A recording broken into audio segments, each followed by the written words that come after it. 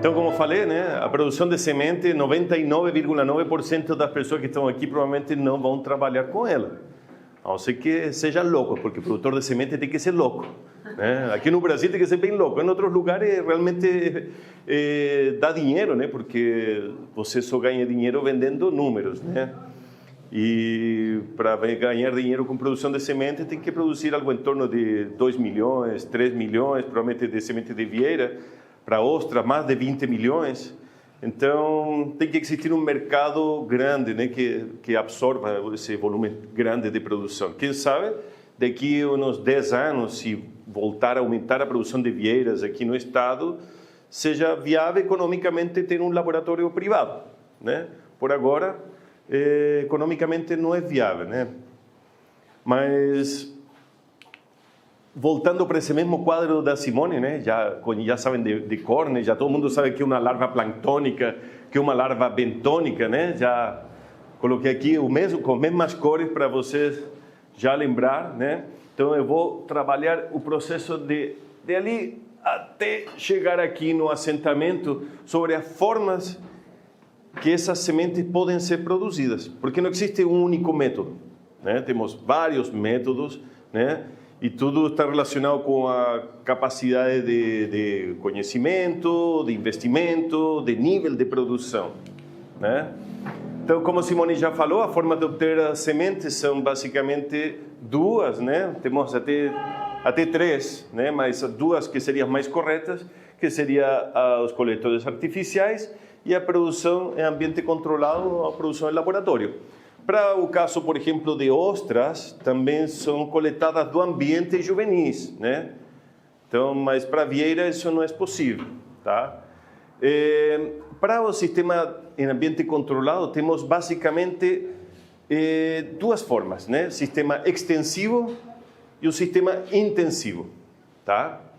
E do sistema intensivo também duas formas, né? Então, tudo varia de acordo com a sua complicação. O sistema extensivo é muito legal, né? É um sistema... bom, vou falar primeiro dos coletores no ambiente, como a Simone já falou, tem que conhecer o ciclo reprodutivo do animal, né? Então, tem que saber em que época que esse animal desova para saber em que época pode colocar o coletor na água, né? O grande problema que temos, isso está acontecendo com ostras, que já temos mais de 2 espécies aparecendo. Com mexilhão tem 3, eu acho, 3 espécies, tem 2 espécies de mexilhão também, que não são as que a gente comercializa e estão aparecendo nos coletores. Tem o Pernaviridis, temos o Mytilus edulis platensis, não sei o que mais, que não são espécies Galoprovincialis, que não são nossa espécie alvo, nossa espécie é perna-perna, certo? Mas estão aparecendo juntos. Antigamente não acontecia, era só perna-perna. Agora já aparecem 3 espécies. Com ostra, a mesma coisa. Tem a Sacostrea cuculata, que é uma espécie da Ásia, que está aparecendo junto nos coletores de ostra, que são os problemas que vivenciamos no Paraná com os coletores artificiais para coletar Crassostrea agasanos, a ostra nativa, né? Com a vieira... Talonata também. Já com a vieira não aparece, pode ter outras espécies, mas como a Nodipecten nodosus, apesar de sua experiência, né, não é uma espécie que seja viável economicamente de colocar coletores, ou ainda hoje, né, quem sabe com a Bahia cheia de cultivos, possa mudar essa realidade, né? Então não se faz a coleta no ambiente natural. Já teve vários trabalhos logo no início, né, com o professor Gilberto Manzoni, com o Guilherme Rupp, né, que eles fizeram esses primeiros trabalhos colocando coletores lá em Arvoredo, né? Opa, claro.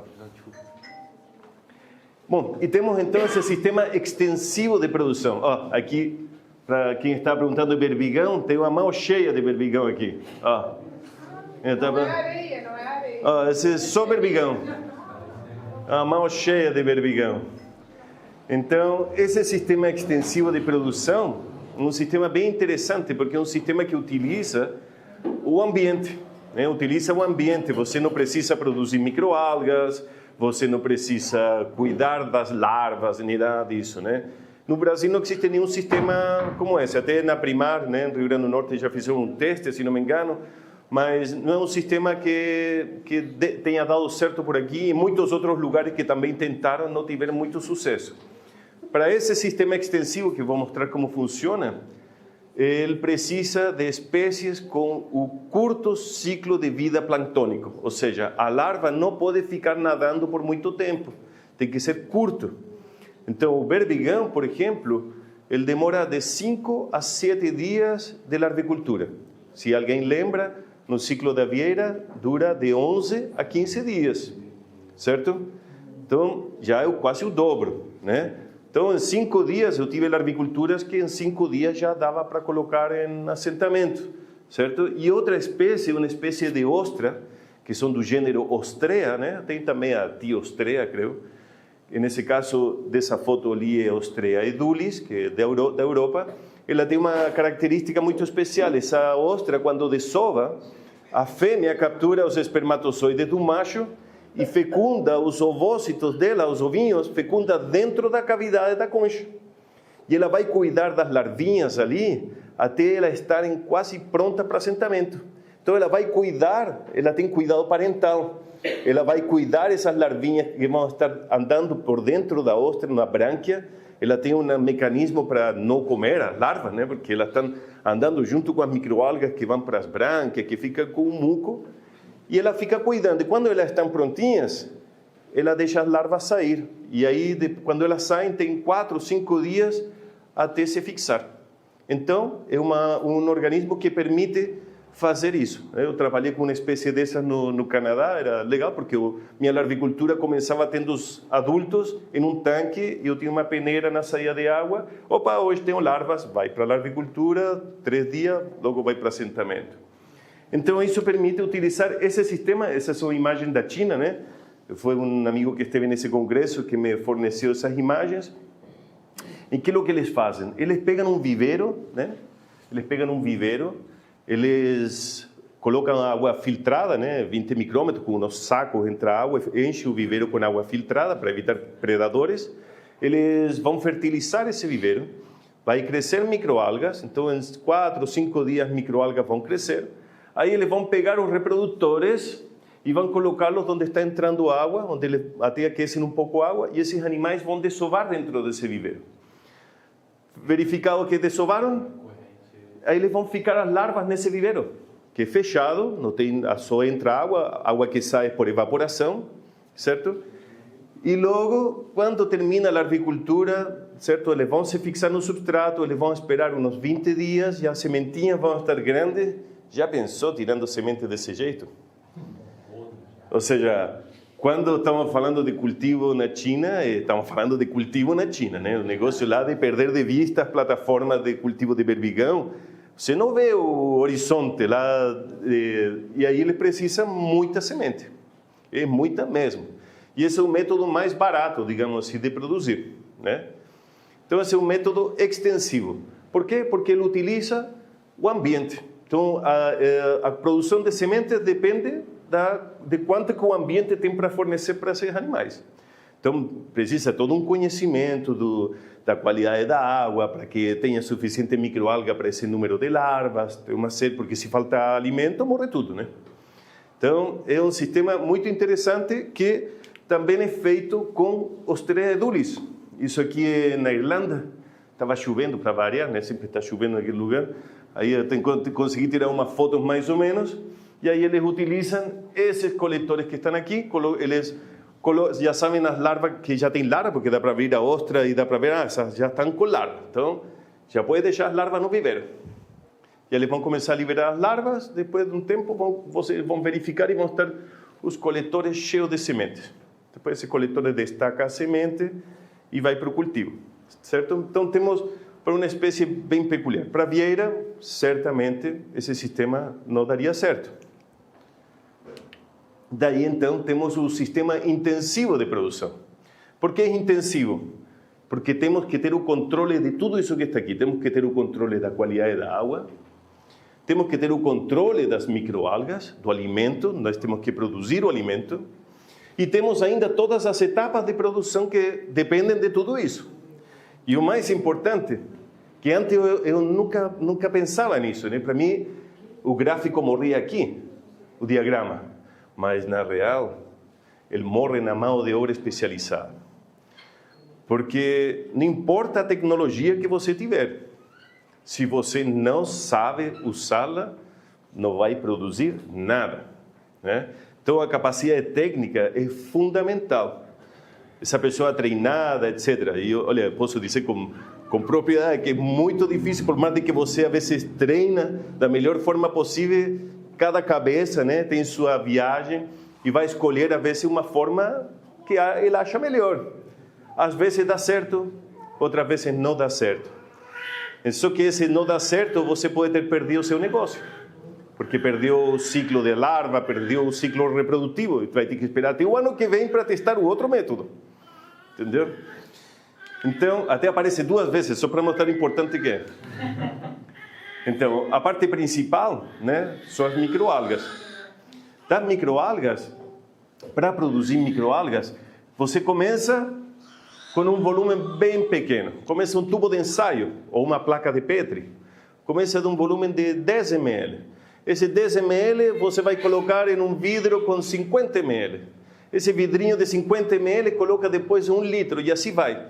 Então, o cultivo de microalgas para chegar a um volume grande demora 30 dias. Ou seja, você tem que preparar o sistema para poder chegar até a quantidade de microalgas que você precisa para alimentar suas larvas. E você tem que saber quanta microalga come sua larva para saber quanta microalga tem que produzir. Ou seja, é todo um embolado de matemática aqui, né? E para produzir microalgas, que são essas células que estão aqui, que só consegue ver nessa gota ali, tinha 5 ou 6 milhões por ml, por exemplo. Uma espécie de microalga tem 5 milhões de células por ml, né? Tem vários métodos, né? Temos o método tradicional, até coloquei essa foto aqui por causa do Carlos Vicuña, não está aqui. Essa foto do ano 99, essa foto lá do Chile, num laboratório em Tongoy, de Vieiras, o Guayacán. Qualquer semelhança é mera coincidência. Então, esse é um sistema estático. Por que é estático? Porque você prepara a sua microalga e pega esse tanque e usa para alimentar, nesse mesmo dia alimenta tudo e prepara um novo tanque. Logo temos o sistema semicontínuo. Eu não preciso esvaziar meu tanque inteiro. Eu esvazio a metade de meu reservatório, de meu bioreator. Nesse caso já é um bioreator, porque é uma estrutura que vai permitir que elas cresçam mais rápido, né? Que seja o máximo, a maior eficiência de crescimento. Então eu vou colher um volume e vou repor essa água com nutrientes, sempre água com nutrientes, e dessa forma posso manter meu sistema de cultivo por meses, né? Esse daqui dura 3 dias, né? Esse aqui dura 3 meses, né? Então, poupa material, poupa mão de obra.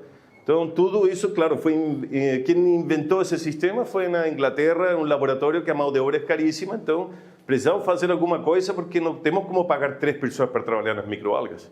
Bom, agora só tem 1, 2 perderam o emprego, né? Temos o sistema contínuo, né? Esse é um sistema super moderno. Coloquei ali, tem muitos sistemas dessa forma, contínuos, né? Mas esse ali me impactou. Nem os caras que operavam o laboratório sabiam usar. Tinha tanto botão. Tinha uma tela touchscreen para controlar quantas horas de luz e média luz, máxima luz, que horas e negócio. Alguém vendeu para eles o sistema e não tinha nem instruções. Então, tinha que ter lá 4 pós-doutorados em microalgas para poder saber o que fazer com elas, né?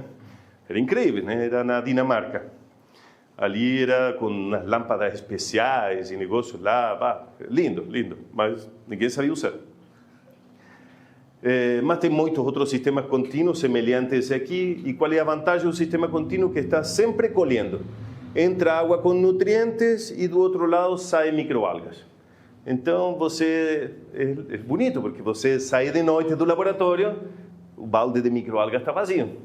Você chega de manhã no laboratório, o balde de microalgas está cheio, né? E se você ainda investir no outro sistema, você já tem bomba, regula de casa, vou alimentar o tanque, já entra. Então, hoje em dia temos essa possibilidade com o IoT, né? Internet das coisas, está evoluindo de forma incrível, né? Tudo para não trabalhar, né? Porque no final a tecnologia é tudo para trabalhar menos, né? Ou para controlar quem está fazendo o trabalho, certo? Então, essa é a produção de microalgas. E a outra etapa também, né? Porque as microalgas envolvem tudo, né? Qualidade da água, na real que vinha antes de tudo isso, de qualquer forma, a qualidade da água é fundamental, né? E a qualidade da água se refere muito a onde que esse laboratório vai ser instalado. Cada vez é mais difícil escolher o melhor lugar. Por quê? Porque a especulação imobiliária não nos permite ter essa facilidade de escolha, né? Então, geralmente, você termina no terreno que é mais barato e que não tinha melhor qualidade da água, né? Então, isso é um grande problema, né? Em todos os laboratórios, esse é um problema, né? Mas, hoje em dia, temos cada vez mais tecnologia para poder passar adiante isso. A questão dos reprodutores. A questão dos reprodutores é fundamental, porque não se trata só do reprodutor, sino que se trata do trabalho que eu posso fazer com os reprodutores. E entre eles está o programa de melhoramento genético, tá? Isso deveria ser para qualquer espécie nativa uma obrigação. Porque como vamos concorrer, por exemplo, com Patinopecten yesoensis, a espécie que produz Japão, por exemplo. Estão cultivando essa espécie há 50 anos, 70 anos cultivando a espécie. Por exemplo, Crassostrea giga, melhor exemplo ainda, porque Crassostrea giga, todas as sementes são produzidas de laboratório. Em 70 anos, 80 anos que produzem, não é a mesma Crassostrea gigas que tinha no início. No início, por exemplo, demorava 1 ano em crescer. Hoje demora 6 meses em crescer. Hoje em dia, escolhemos se queremos ela de concha preta ou concha dourada. Se queremos ela com o manto preto ou manto branco. Certo? E isso demora muito tempo. O melhoramento genético é lento, porque tem 2 formas. Ou você vai escolhendo sempre os animais que têm o melhor desempenho, ou você cria famílias, que é mais caro. Você cria famílias, prova os resultados da família, faz cruzamentos, etc. Como você faz com galinhas, com gado, a galinha que vocês gostam, que compra no supermercado, que demora 45 dias, não é hormônio, não é nada disso. É melhoramento genético. É seleção de reprodutores para poder fazer aquela galinha que vai demorar menos tempo. Nesse caso, para que crescimento não seja nosso problema. Porque para nós, todos os nossos bichos crescem muito rápido. Quando alguém fala para alguém na Europa que nossa vieira para chegar em 10 centímetros demora 1 ano ou 10 meses, cara, não acredita. O outro está com 2 anos e meio com as vieiras na água e ainda não chegaram em 8 centímetros. Imagina. Então, crescimento realmente não é nosso problema, mas poderia ser resistência a enfermidades, por exemplo, se existisse alguma, né? Ou resistência ao manejo, seja o que for. Escolher aquilo que estão sobrevivendo. As que estão sobrevivendo se transformar em um plantel de reprodutores, tá? Tem que conhecer as épocas do ano para desovar, porque se você não tem no laboratório um lugar que você imita o ambiente para desovar quando você quiser, você precisa tirar do ambiente pronta para desovar. O que significa que você pode ter reduzido a janela de desova em 3 meses a 1 ano, certo? Agora, se você tiver um sistema de maturação em laboratório, você pode reproduzir quando você quiser.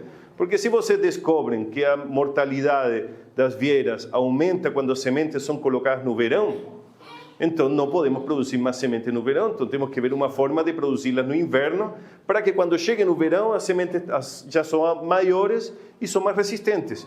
Não sabemos, pode que aconteça, só que para isso precisa ter uma maturação em laboratório para poder escolher a melhor época do ano. Com Crassostrea gigas, com a ostra do Pacífico que se produz em Santa Catarina, você faz isso. Você pode produzir ela quando no ambiente seria impossível. Tá?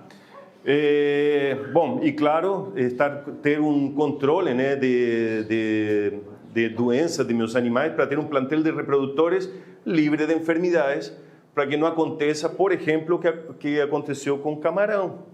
O camarão tinha um vírus e ninguém estava sabendo, e todo mundo estava comprando pós-larvas que tinham o vírus, e o vírus se espalhou pelo Brasil. Quando, se tivessem mantido um plantel de reprodutores livre de enfermidade, provavelmente não teria acontecido. Mas para isso precisa estabelecer tudo que a Simone explicou, um programa de controle, etc., para acontecer isso, né? E graças a isso que a indústria de camarão sobreviveu a tudo isso, porque tem uns laboratórios que produzem larvas livres de enfermidades, e aí eles descobriram, entre algumas coisas, diminuir o tempo de cultivo no ambiente, o tempo de exposição, por exemplo, a enfermidade, e aí eles conseguem produzir o camarão novamente, independente de ter a enfermidade no ambiente. Bom, a larvicultura, essa fase planctônica, né, é o mais crítico. Então, se perguntam para o Carlos, né, alguém no laboratório, diz, pô, morreu a larva, morreu a larva, morreu a larva. Pô, pode morrer um monte de vezes e é normal morrer, porque é crítico. Não, nem sempre se sabe por quê. Às vezes, alguém ficou vendo memes no telefone enquanto peneirava o tanque e a larva ficou seca e morreu, né? Essa é uma causa de mortalidade, o telefone, né? O telefone mata muita larva. Ou simplesmente o reprodutor não era de qualidade, e aí os gametas não eram de qualidade e a larva não tinha como sobreviver, tá? Então, isso é muito comum, tá? Então, na fase crítica, eu vou falar para vocês, ser o responsável da larvicultura é emoção pura, é adrenalina 100%. Começou a larvicultura, até o fim, você acorda daquela ansiedade de chegar no laboratório para ver se está tudo vivo. A primeira coisa que faz no laboratório é olhar o tanque para ver se as larvas estão nadando. Já pega um copinho, oh, tem aqui larva. É só adrenalina, tá?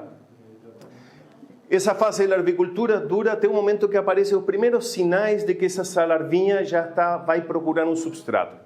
No caso da vieira, aparece um pontinho preto que chamam de óleo, mas não é um óleo, por isso que você vai encontrar na literatura como larva olhada, ou em inglês eye spot larvae, né, que é um indicador de assentamento. Já no berbigão isso não acontece, berbigão não tem um sinal nenhum. Berbigão chegou num tamanho e você sabe que tem que largar ele para assentar, tá? Mas o resto dos bichos, ostra, mexilhão, todos eles têm essa manchinha preta e a marquinha das brânquias que estão se formando, tá? A larvicultura, né? Que é o que você tem que fazer? Você, lógico, primeira coisa que você faz é olhar no microscópio para ver se elas estão lá, né? Então, o microscópio é o teu melhor amigo. Já te vou contar um negócio engraçado depois no outro sistema, sobre a questão do microscópio, sobre a China também. Então, você olha no microscópio e você quer ver isso aqui, que já esteja douradinha, porque se está dourado, pretinho é que está comendo. Se está comendo, está tudo certo. Significa que ela pode ainda viver mais um dia. Se não tiver cor nenhuma, é que alguma coisa está errada. Pode ser a comida ou simplesmente a larva não vai se desenvolver, tá? Você precisa, além de tudo, parecia que fosse fácil, só deixar as larvas no tanque. Não, senhor. Ainda você tem que lavar elas, né? Então, a gente dá banho nas larvas, né? Então, nesse caso, esse tanque é simples, né? Para quando tem um tanque grande que vou mostrar, não é tão simples. Você baixa o tanque com uma peneirinha fininha que faça com que a sementinha fique presa na malha. Aí você lava, para quê? Para separar por tamanhos. Aí estão todas as larvinhas, olha só. Está cheio de larvas. Ali, que sei, deve ter uns 15 milhões de larvas, 20 milhões de larvas que estão aqui. Então você lava elas para tirar o resto de sujeira. Às vezes tem uns protozoários que se grudam nela, vorticelas que se grudam. Você dá uma boa lavadinha, com água salgada, lógico, e suave também, não queremos matar elas, certo?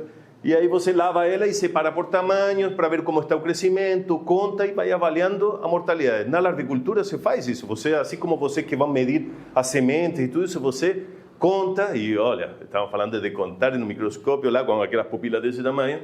Então você conta as larvas e você faz o monitoramento da sobrevivência ao longo do tempo. Anota tudo, tudo vale, né? E esse é o momento que nós fazemos a seleção dos melhores animais, porque quem não cresce joga fora. Sem dor.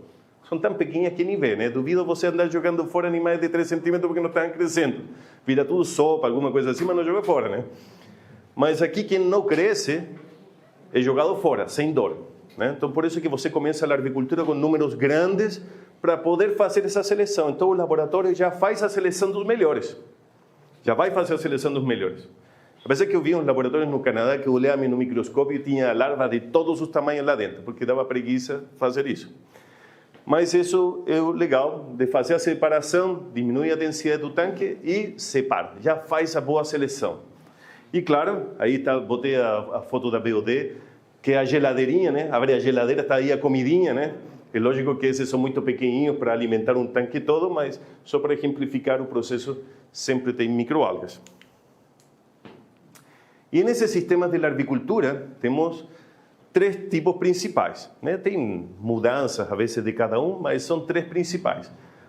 O mais antigo, mais tradicional de todos, é o sistema estático.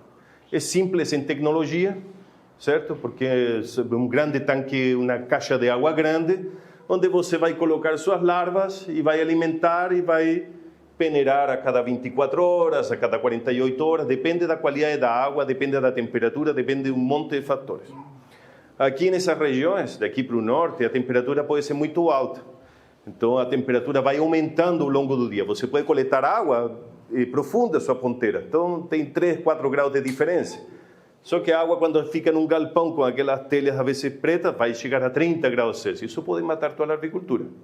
Então, você o que vai fazer para controlar a temperatura? Não vai botar um resfriador de água. Vai baixar o tanque, vai encher o tanque novamente com água fresca, certo? Para dar nova vida, né, para essas larvas. E também porque as larvas vão soltando as fezes, etc. A qualidade da água vai diminuindo, né?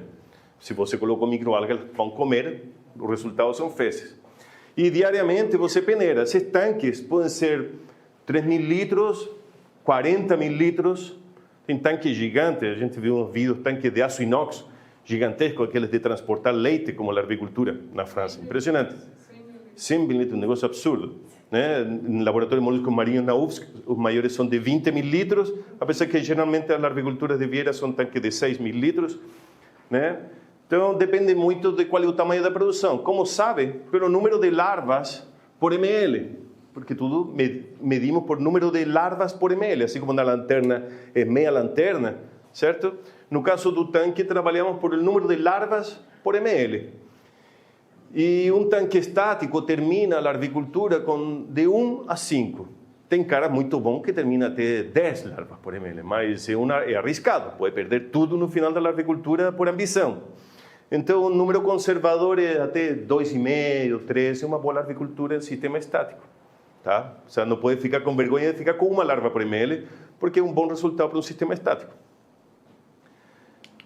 Logo, temos o sistema semicontínuo, que é uma adaptação do sistema estático, só que colocam um filtro. Aqui meu camarada, aqui o Grant, ele fez um filtrão ali, se chama banjo, esse tipo de filtro. Eu nunca tinha visto um tão grande, né? Geralmente são pequenininhos. Mas ele fez um enorme para botar aqui, nesse tanque. Então, para que serve isso? Semelhante ao sistema contínuo, um volume de água grande, certo? Mas você consegue renovar a água das larvas sem tirar as larvas do tanque. Porque essa malha é menor que as larvas. Então, você consegue colocar água, a água vai sair e as larvas continuam no tanque, certo? A vantagem desse sistema nesses lugares, isso aqui era no Canadá, é que lá é muito frio, certo? E aí a temperatura do ambiente é 10 graus Celsius, 0 graus Celsius. E a temperatura da larvicultura é 25 graus Celsius. Então, como faço para que meu tanque não fique perdendo temperatura? Então, fazem renovações, todos os dias jogam, durante o dia 3 vezes jogam água. Né? Jogam um pouco mais de água para manter a temperatura. A vantagem desse sistema também é que você pode alimentar mais. Eu fiz esse sistema para produzir berbigão, foi espetacular com berbigão, até porque creio que peneirei uma vez só. Fiz a troca de água total, creio que 2 vezes só, porque a qualidade da água é impecável, né? Alimentação constante, os animais sempre tinham muito alimento. Eu, particularmente, gostei muito, e você vai para casa tranquilo, porque desligou a água, né? Vai para casa, as larvinhas estão lá no tanque, chega de manhã, já abre água de novo, já está trocando água, né? Daí joga alimento, volta de meio-dia, abre água de novo, fecha água, joga alimento de novo, certo? Bem prático. O número de larvas por ml é semelhante ao estático, porque ele não elimina, esse sistema não elimina as fezes, porque como o tanque é plano, no fundo, todo o material se deposita no fundo. Então, se você for um dia acompanhar uma troca de água de um tanque, vocês vão ver que o fundo do tanque parece um chocolate. Então, se você demora muitos dias, realmente vai estar muito sujo lá embaixo. Né? Então, por isso que você tenta fazer essa lavação do tanque, pelo menos no máximo, cada 3 dias. Mas, em geral, por exemplo, o Laboratório de Moluscos Marinhos faz a cada 24 horas, por exemplo. Então, isso é bem trabalhoso, né? E depois, temos um sistema semicontínuo, mas com alimentação mista. Como assim? Bom, este é um sistema chinês. Esse foi um laboratório que fui fazer uma consultoria no Canadá, era um capital chinês, levaram a tecnologia chinesa para lá, e com mão de obra chinesa também, e não sei, todo mundo era chinês lá dentro, mas estavam muito tempo sem produzir. Desde que instalaram, investiram mais de $1 milhão no projeto e não tinham produção, certo? Faz com que sejam maiores produtores de sementes de vieira, de berbigão, de tudo. Mas no Canadá não estava funcionando. Aquilo que falou Simone, a receita do bolo nem sempre serve em todos os fornos, né? Você vai lá, a mesma receita do teu fica empatumado no teu forno, né? Queimou a borda, etc. Então, esse sistema ali funciona basicamente, são tanques de concreto, feitos perfeitos. Parece que fossem de fibra de vidro, com o cimento queimado nas bordas, coisa mais linda os tanques. Drenava 100% do tanque, eram muito bem feitos. Mas aí, aquilo que eles fazem? Eles abrem a água, depois vão ver ali nas fotos, tem a entrada de água, tem uns filtros, vem água do ambiente bruta, que já vem com microalgas, entra no tanque e sai pelo outro filtro, parecido ao que mostrei do meu amigo, e sai água. E também tem uns tiozinhos colocando microalgas. Quando eu fui, eles estavam utilizando microalgas seca até. Não queria mostrar, mas abri uma porta e encontrei todo mundo batendo panela lá da microalga seca, porque na hora que você perguntava algo, ninguém falava nada, ninguém falava inglês. Quando eles queriam algo, ele falava todo mundo inglês. Bom, então esse sistema, até eu perguntei, cadê o microscópio para ver as larvas? Para ver como que estão as larvas. E me entregaram uma colher. E com a colher eles contavam as larvas. Tinha uma colher brilhante, então eu colocava a colher e contava quantas larvas tinha por colher. E era assim, porque é um sistema extensivo, tem poucas larvas por ml, e o técnico trouxeram o melhor técnico que tinha na China para fazer esse trabalho, né? Mas lamentavelmente, né, ele estava super envergonhado, né, por tudo isso, por isso que não estava muito feliz em nos receber, porque não estavam conseguindo produzir, certo? Nesse caso, era uma outra espécie, Panopea abrupta, que é um berbigão gigante, que pesa 1,5 kg o berbigão. Um berbigão pesa 1,5 kg. Custa $200 a unidade. Ele é um sistema que não é fácil de replicar em outros lugares, como falei, da mesma forma como o sistema extensivo precisa um conhecimento do ambiente muito grande, e tem um problema maior ainda, que é o problema sanitário. Como você vai controlar as enfermidades que possam entrar no teu laboratório? Porque se você está deixando entrar microalgas do ambiente, você não está esterilizando a água que está usando. E esse é um ponto importante. Para a produção de microalgas, toda a água é esterilizada. Pode ser esterilizada com cloro, porque bota cloro e depois bota o tiosulfato para tirar o cloro, né? Ou pode utilizar ozônio, usa filtros, o filtro de água ultrapura, 0,22 micras. Então, a microalga realmente tem um controle sanitário fundamental, caso contrário, você não vai ter somente microalgas na água, e aí nunca vai atingir um bom cultivo. Na lástima, eu tenho umas fotos legais para mostrar para vocês ali, mas o próximo sistema de larvicultura é o sistema... Bom é aquele que faz a capela, né? Então, o seguinte sistema de cultivo, né? Falei do sistema extensivo, logo falamos do sistema intensivo. No sistema intensivo tínhamos o estático, semicontínuo, tínhamos o misto também, e temos o último, que é o sistema contínuo, que é o sistema mais moderno de produção hoje em dia, que tem uma qualidade muito especial, porque é basicamente o quê? Água e alimentos sempre entram no tanque e sempre está saindo. Então as larvas vivem em um ambiente que parece mais com o mar, porque já pensou num tanque estático, você coloca 10 litros de microalga, uma densidade de microalgas, e no final do dia não tem mais comida. Você está lá em casa, feliz, jantando, e as larvas estão passando fome já, porque acabou a comida no tanque, né? Já ficam bravas quando você chega, tá, galera. E o sistema contínuo funciona de uma forma que sempre tem comida dentro do tanque, porque está entrando água e alimento. Outra característica importante, funciona em tanques pequenos. Vendo aquele tanque de 20 mil litros? produz a mesma quantidade de larvas que um tanque de 250 litros. Quase 10 vezes menos o volume. Esse é outro fator positivo. Significa que nessa sala aqui, eu posso ter 100 milhões de larvas. Se fosse um sistema estático, só teria 20 milhões. E ainda teria que preparar um piso especial para suportar 20 toneladas. Com o sistema contínuo, tem um tanque de 250 litros que vai produzir a mesma quantidade que meu tanque estático de 20 mil litros. Isso já é impressionante por si só, né?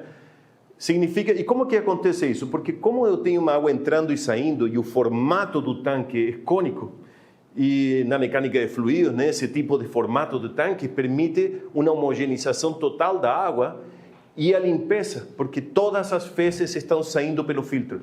Então eu não tenho acúmulo de fezes dentro, ou seja, não vou ter contaminação pelas fezes, pelos dejetos das minhas larvas. Minha água está sempre limpa, né? Esse já é um ponto incrível. Depois tem mais um ponto incrívelíssimo, que você demora em peneirar um tanque desses 15 minutos. Em 15 minutos eu esvazio meu tanque, lavo 20 milhões de larvas e já coloquei no outro tanque. Em 15 minutos você resolveu o que num tanque estático demora 2 horas, ou 3 horas em resolver. É um tanque de 250 litros, em 15 minutos está resolvido. Aí tem mais um. Olha, quanta vantagem maluca, né? A outra mais, no tanque estático, já imaginou se tua água do mar está a 15 graus Celsius e você precisa fazer uma larvicultura a 25 graus Celsius, você precisa ter uma caldeira para aquecer essa água para entrar dentro do tanque. Porque se você botar aqueles aquecedores de aquário dentro do tanque, você não vai esquentar, demorar 10 dias para esquentar essa água, né? Você não vence. Então você precisa ter uma caldeira, um trocador de calor, um investimento considerável para poder esquentar essa água para encher o tanque em um tempo considerável. Porque se você comprar uma caldeira pequena, demora 10 horas para encher o tanque a 25 graus Celsius, ou gasta muito dinheiro e em 15 minutos enche o tanque a 25 graus Celsius. Mas as duas formas é caro. Com o sistema contínuo, como a vazão de água, o consumo de água é muito menor. E então eu consigo utilizar sistemas muito simples de aquecimento. Melhor ainda, eu posso recuperar o calor da água que está saindo. Então, se eu tenho que enfriar minha água, que é o caso dessa região aqui, regiões tropicais, mais perto do Equador, meu problema não é aquecer, meu problema é resfriar. Então, eu posso resfriar minha água e posso aproveitar a água que está saindo para gastar menos energia para resfriar minha água. Então, essa é a outra vantagem, certo? Só que, claro, nada é perfeito. O grande problema desse sistema é a mão de obra especializada, porque você precisa ter muito conhecimento para poder manter tudo isso funcionando. Então, essa é a maior dificuldade, tá? Mas tem um potencial gigante, sim. Então, o tanque contínuo é de recirculação? Você pode recircular a água, essa é outra vantagem.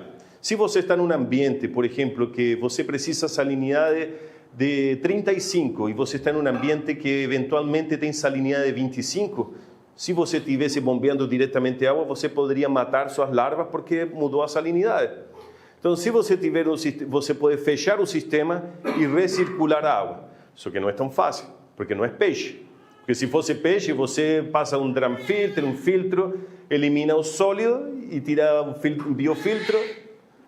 Os bivalves não, porque você tem que refiltrar as microalgas, né? Partículas muito pequenas, então tem alguma dificuldade, mas é possível, já foram publicados muitos artigos sobre isso aqui no Brasil e dá certo, funciona, mas mais uma vez, o técnico tem que estar capacitado para fazer isso. Então isso significa que, como todas as coisas, nem precisa nem ter uma capacitação maior, isso não encontra em qualquer lugar. Então, esse que é uma grande dificuldade. Então, às vezes, se você contrata alguém novo que vai aprender, provavelmente você tem que esperar uma curva de aprendizado um pouquinho longa para ter a produção que você gostaria. Mas os benefícios são enormes, principalmente no investimento inicial do projeto, certo? Então, o sistema contínuo, assim, eu o que mais gosto do meu trabalho e da Simone tem sido investindo sempre para obter mais conhecimento.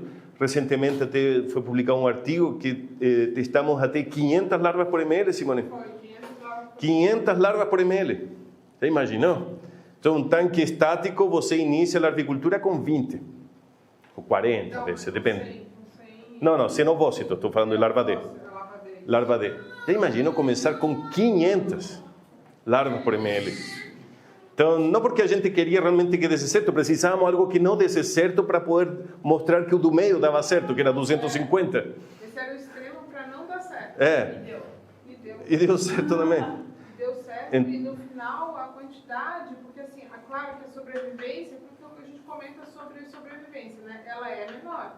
Mas a quantidade de animais saudáveis foi maior do que nos outros tratamentos. Então, isso que era um negócio super interessante, né? Então, o que pode ser feito é incrível, né? E justamente nessa apresentação, depois falando de tudo isso, não tem sido na produção de sementes, principalmente nesses países lá que se vende ostra para caramba, não tem sido só esses milagres. Também tem tido os piores desastres possíveis, né? Nos Estados Unidos, teve uma mortalidade de 85% da produção. Os laboratórios produziam larva, morria a larva. E não sabiam o que era. E imagina uma indústria gigantesca. Laboratórios se desesperaram, um deles montou um laboratório no Hawaii para vender sementes para Oregon, para Washington State, nos Estados Unidos, porque não estavam conseguindo produzir mais sementes lá. Até que botaram a culpa nos víbrios, botaram a culpa em enfermidades, até que um perdido ali mediu o pH da água, que é quão ácida é a água, ou quão básica é a água. E a água do mar estava ácida. Ninguém entendia como assim, se a água do mar não é água doce. E esse era o problema. A água estava muito ácida. E como que afeta isso o molusco? A larva, principalmente, porque vocês viram que todas as fotinhas da larva, a larva era transparente, né? Isso porque o tipo de cálcio que forma nessa etapa se chama aragonita. E é um tipo de cálcio cristalino e é extremamente frágil. Então, se o pH for muito baixo, esse cálcio tem má qualidade. E as larvas ficavam deformes e adoeciam e morriam. E como controla algo como isso? Afortunadamente, e aqui que vai o exemplo, é a união entre um monte de institutos de pesquisa, empresas privadas, para investir, para procurar a solução. E aí a solução foi, entre uma delas, tratar a água com bicarbonato de sódio. Tem um sistema de tratamento específico com bicarbonato de sódio, né, para tratar a água dentro do laboratório, instalação das captações de água no meio desses cigrás, daquelas graminhas, etc. Épocas do ano, monitoramento do pH para saber quando posso usar a água, né? Então, tiveram que se adaptar, né? Sim, mostra só a foto do tanques contínuos só para... Tive que fazer um PDF. Não, já peguei. Então, o sistema de tanques contínuos são tanques cônicos, né? Isso aqui no Brasil, isso é Santa Catarina. Isso no Brasil tem um semelhante em Rio Grande do Norte também, né? Tem na China sistemas diferentes, também tudo de acrílico. Esse tanque deve ser caro, meu Deus, deve ser caro pra caramba. Tanque, por exemplo, fermentadores de cerveja, isso na Dinamarca, porque em Dinamarca não consegue ninguém para fazer um trabalho com fibra de vidro, né? Porque tem tantas leis de proteção de saúde e coisas assim que ninguém trabalha com fibra de vidro, certo? Diferentes tipos de tanques, né? Então, sobre o assentamento, me pulou esse assentamento. Também, bom, depois passar na seguinte. Os sistemas de assentamento, né, tem os coletores, e aqui queria mostrar esses coletores daqui, que são, tipo, parece uma alga marinha, é um coletor de plástico que parece uma alga marinha, todo cheio de cabelinho, parece como o coletor de mexilhão também, né? Esse é bem utilizado também no sistema asiático, utilizando no Canadá bastante, o Netlon. E esse daqui, que a foto em branco e preto ficou ruim, é malha dessa de pesca de camarão, né? O sacão lá no final, todo amarradinho com uns pecinhos de porcelana bem bonitinho, até trouxe um deles ali início, onde está. Para fazer o assentamento, colocam os tanques de assentamento de vieira. Na China, não sei se vocês viram, mas os tanques de assentamento são gigantes, um estádio de assentamento, um tanque monstruoso de assentamento, né? Aqui são os tanques de 500 litros. Né? Então, o sistema de assentamento, isso no Chile também, a Simone mostrou a foto, né? Isso no Peru, que são umas calhas ali, são como aquelas piscinas que você monta, né? De lona, né? Bem barato, né? E aqui tem viveiros, esse que estão aqui, né? Esse viveiro que está aqui, estão embaixo desse sombrite, e são viveiros com as cordas, com as vieiras, então colocam todas as larvas lá para assentar. Então, como eu falei, esse negócio lá da acidificação dos oceanos, né? E tudo isso, não só para isso, né? Estamos falando de mudanças climáticas, estamos falando de poluição, os trânsito de cargas marítimas, que cada vez aumenta mais consumo, mais barcos transitando, mais coisas que ficam trazendo de um lugar para o outro. Tanto é que nos últimos 10 anos temos 4 espécies diferentes na água. Como tão rápido? Estou aqui há 20 e poucos anos e nunca tinha visto tanta de uma vez só, né? Então temos uma série... Tu quer fazer uma pergunta? Não. Eu perguntou o que era essa endogamia. Endogamia é quando você utiliza os mesmos reprodutores de filhos com os filhos reproduzindo. Então, se você não tem um controle de melhoramento genético, termina acontecendo isso. Aí você, esse cresceu super bem, me guarda isso aqui. Tu também guarda isso. E esses dois eram irmãos. E aí você pega os irmãos com os irmãos. A futuro vão ir morrendo mais, vão crescer menos. Isso, vão começar a ter deformidades, etc. Bom, aí fala esse negócio da acidificação dos oceanos, por exemplo, como um exemplo, né? Coloco esse exemplo, vocês estão sofrendo com uma mortalidade.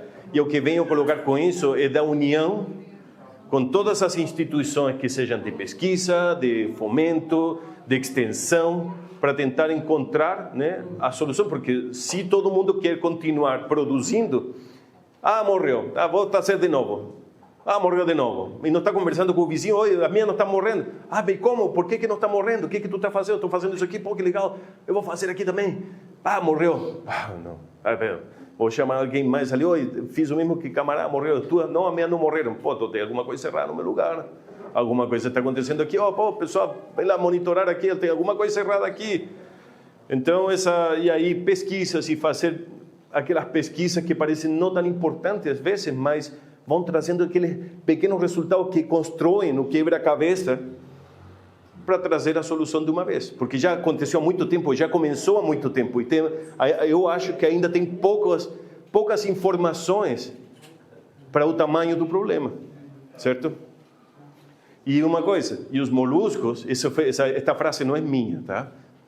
Essa frase do Chris Langdon, que eu li numa revista, os moluscos são o passarinho na gaiola na mina de carvão.